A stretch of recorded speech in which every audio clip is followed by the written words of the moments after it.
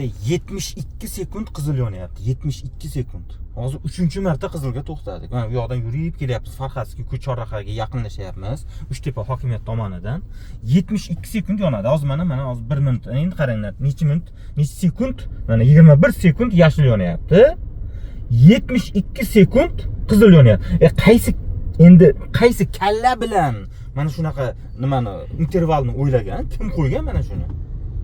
Shunaqa ham bo'ladimi? 72 sekund qizil, 21 sekund yashil. Mana men kelgunimcha уже hozir mana 72 sekund.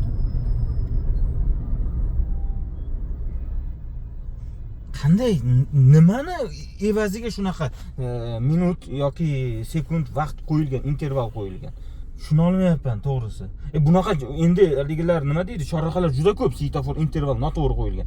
Katta vaqtni bunaqa intervalni qo'yib qo'yishgan. Kim o'ylaydi o'zi mana shunaqa holatlarga kim javob beradi? Baraka topqirlar, bir qaranglar bunda. To'g'ri turibdimi, yo'qmi? Iloji bo'lsa mashinalarni oqimidan kelib chiqib yana har 6 oyda balkim ko'rib chiqish kerakdir. Mashina ko'payyapti. Istaymizmi, yo'qmi? Bundan keyin yana ko'payadi. O'sha qolib ketaverish kerak emas-ku, o'sha mana interval qanday turibdi? Qani borib tekshirib ko'raylik deb bir 6 oydan nazoratdan o'tkazasizlarmi, yo'qmi?